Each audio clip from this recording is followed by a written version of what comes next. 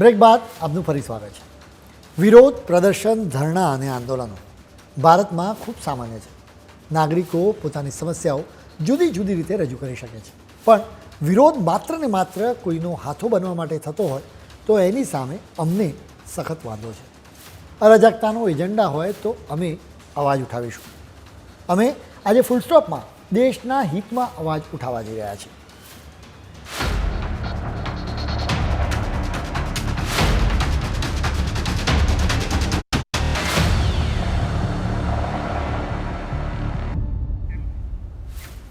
દેશમાં ફરી ખેડૂતોનું આંદોલન થઈ રહ્યું છે. કોઈ પણ ઘટના બને ત્યારે સાચી માહિતી કરતાં ખોટી માહિતી વધારે ફેલાતી હોય છે. ખેડૂતોના આ આંદોલનની બાબતમાં પણ એમ જ બન્યું છે. પહેલી નજરે એમ જ લાગે કે 2020માં ખેડૂતોનું આંદોલન થયું હતું એનું જ આ એક્સટેન્શન છે. 2020માં ખેડૂતોએ 3 કૃષિ કાયદાનો જબરજસ્ત વિરોધ કર્યો હતો. અમે ખુલાસો કરવા માંગીએ છીએ કે એ સમયનું આંદોલન અને અત્યારનું આંદોલન સાવ અલગ છે. મુખ્ય માંગણી પણ અલગ છે, હેતુ પણ અલગ છે. અત્યારે ખેડૂતો તમામ પાક માટે MSP આપવાની, ખેડૂતોને સંપૂર્ણ દેવું માફ કરવાની તેમજ ખેડૂતો માટે પેન્શનની માંગણી કરી રહ્યા છે. ખેડૂતોની માંગણી કેટલી સાચી કે ખોટી એ સમજીએ. દેશમાં એક વર્ષમાં થતા તમામ ખેતી પાકનું મૂલ્ય લગભગ 40 લાખ કરોડ રૂપિયાનું છે. એટલે કે ખેડૂતોની આ વાત માનવામાં આવે તો સરકારને 40 લાખ કરોડ રૂપિયાનો ખર્ચ થાય, જેની સામે હકીકત એ છે કે અત્યારે વર્ષે સરકારનો કુલ ખર્ચ 45 લાખ કરોડ રૂપિયા છે. એટલે ખેડૂતોની માંગણી માનવામાં આવે તો દેશમાં રસ્તાઓ અને હોસ્પિટલ જેવી પાયાની સુવિધાઓ પર કાપ મૂકવો પડે. એટલું જ નહીં, દેશમાં આર્મી, નેવી અને એરફોર્સ માટેના બજેટ પર પણ કાપ મૂકવો પડે. એટલે જ આંદોલન કરી રહેલા આ ખેડૂતોની માંગણી સાવ વ્યાજબી નથી. સરકાર ખૂબ જ રેવન્યુ મેળવે અને ખેડૂતોની તમામ ઉપજને ખરીદે તો પણ સમસ્યાનો ઉકેલ નહીં આવે, કેમ કે દેશમાં ખેડૂતો પાસેથી અનાજ ખરીદ્યા પછી એને સ્ટોર કરવા માટેની પૂરતી વ્યવસ્થા પણ હોવી જોઈએ, જે અત્યારે તો નથી. ગુજરાત સહિત દેશના મોટાભાગના રાજ્યોના ખેડૂતો આ વાત સારી રીતે જાણે છે. એટલે જ તેઓ દિલ્હીમાં આંદોલન કરી રહેલા ખેડૂતોને સપોર્ટ આપતા નથી. આંદોલનમાં જોડનારા મોટાભાગના ખેડૂતો પંજાબના છે. હરિયાણા અને ઉત્તર પ્રદેશના ખેડૂતો પણ જોડાયા છે, જો કે તેમની સંખ્યા ખૂબ ઓછી છે. ભારતીય કિસાન યુનિયન અને કિસાન મજૂર સંઘર્ષ સમિતિ એમ 2 જ મુખ્ય ખેડૂત સંગઠનો આ આંદોલનમાં જોડાયા છે. 2021ની જેમ આ વખતના આંદોલનમાં ન તો એ તાકાત છે, ન તો એ તીવ્રતા. આખો મામલો કેવી રીતે રાજકીય છે એ અમે તમને જણાવીશું. ખેડૂતોના 17 સંગઠનો સંયુક્ત કિસાન મોરચાના નેજા હેઠળ સાથે આવ્યા. તેમણે 16 ફેબ્રુઆરીએ ભારત બંધની જાહેરાત કરી હતી. 2 ખેડૂત નેતાઓએ એના પહેલાં પોતાની રીતે જ દિલ્હી ચલો કૂચ કરી. એનું કારણ એ છે કે પંજાબના ખેડૂતોમાં કોણ આગેવાની કરે એની સ્પર્ધા ચાલી રહી છે. એટલે આ નેતાઓ પોતાના સ્વાર્થ ખાતર આંદોલન કરી રહ્યા છે.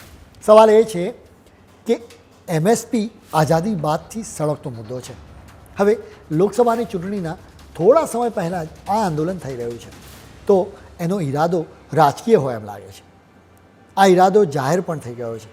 આંદોલન કરી રહેલા ખેડૂત નેતા જગજીતસિંહ દલ્લેવાલને તમે સાંભળો.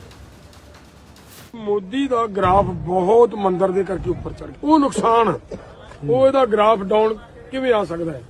ਮੈਂ ਬਹੁਤ ਵਾਰੀ ਜਦੋਂ ਮੈਂ ਪਿੰਡਾਂ ਦੇ ਵਿੱਚ ਤਿਆਰੀਆਂ ਕਰਾਉਂਦਾ ਫਿਰਦਾ ਸੀ, ਬਹੁਤ ਵਾਰੀ ਲੋਕਾਂ ਨੂੰ ਇਹ ਕਹਿੰਦਾ ਸੀ ਕਿ ਮੌਕਾ ਬੜਾ ਥੋੜਾ ਹੈ, ਗ੍ਰਾਫ ਉਹਦਾ ਬੜਾ ਉੱਚਾ ਚੜਿਆ ਹੋਇਆ, ਦਿਨ ਸਾਡੇ ਕੋਲੇ ਥੋੜੇ ਆ, ਕੀ ਅਸੀਂ ਇਹਨੇ ਥੋੜੇ ਦਿਨਾਂ ਦੇ ਵਿੱਚ ਗ੍ਰਾਫ ਇਹਦਾ ਡਾਊਨ ਕਰ ਲਾਂਗੇ. જગદીશસિંહ કહે છે કે PM મોદીનો ગ્રાફ ખૂબ હાઈ છે, એને જરૂર નીચે લાવવાનો છે. હવે અમે તમને જણાવીશું કે PM મોદીનો ગ્રાફ નીચે લાવવાની કોશિશનો કોણ લાભ મેળવવા માંગે છે. દિલ્હી અને પંજાબમાં આમ આદમી પાર્ટી સત્તામાં છે. આ પાર્ટી આ બંને જગ્યાએ ખેડૂતોના આંદોલનનો લાભ લેવા ઈચ્છે છે. બલકે આ પાર્ટીએ એની રણનીતિ એના આધારે જ તૈયાર કરી છે. અમે જ્યારે આ આંદોલન રાજકીય હોવાની વાત કરીએ તો એની પાછળ નક્કર હકીકત છે. આમ આદમી પાર્ટીના નેતા અને પંજાબના મુખ્યમંત્રી ભગવંત માને આ આંદોલનને સપોર્ટ આપ્યો છે. તેમણે તો ત્યાં સુધી કહી દીધું કે ખેડૂતો દિલ્હી ના જાય તો શું લાહોર જાય? સ્વાભાવિક રીતે આમ આદમી પાર્ટીના નેતાઓ ખેડૂતોને ઉશ્કેરવાનું કામ કરી રહ્યા છે. ખેર, ભારતમાં જ નહીં, બીજા દેશોના ખેડૂતો પણ સરકારની વિરુદ્ધ આંદોલનો કરી રહ્યા છે. 2020માં ભારતમાં ખેડૂતો આંદોલન કરી રહ્યા હતા ત્યારે યુરોપના દેશો ભારતને શિખામણ આપતા હતા. હવે એ જ દેશોમાં ખેડૂતો આંદોલન કરી રહ્યા છે. જર્મનીમાં ખેડૂતો સબસિડી માટે ઘટાડો કરવાના નિર્ણયનો વિરોધ કરી રહ્યા છે. અહીં પણ સરકાર સતત ખેડૂતોની સાથે વાતચીત કરીને ઉકેલ લાવવાની કોશિશ કરે છે. ગ્રીસમાં પણ ખેડૂતો સરકારની વિરુદ્ધ મેદાને ઉતર્યા છે. ક્લાઇમેટ ચેન્જની અસરોનો સામનો કરવા માટે તેઓ સરકારી સહાયની માંગણી કરી રહ્યા છે. ક્લાઇમેટ ચેન્જની અસરના કારણે પૂર અને દુષ્કાળ જેવી સ્થિતિ છે, જેને લીધે ખેડૂતોને નુકસાન થાય છે. એની જ ભરપાઈ તેઓ ઈચ્છે છે. ઇટલીમાં પણ ખેડૂતો ખેતીના સંબંધમાં સરકારની નીતિઓનો જોરદાર વિરોધ કરી રહ્યા છે. ફ્રાન્સમાં તો જબરજસ્ત વિરોધ થઈ રહ્યો છે. ભારતમાં જે રીતે ખેડૂતો ટ્રેક્ટર્સ રાજધાનીમાં લઈને આવ્યા હતા, એ જ રીતે ફ્રાન્સમાં ખેડૂતો ટ્રેક્ટર્સથી ચક્કાજામ કરી રહ્યા છે. હવે શિખામણ આપવાનો ભારતનો વારો છે. ખેર, અમે દેશના અન્નદાતાઓની તરફેણમાં છીએ.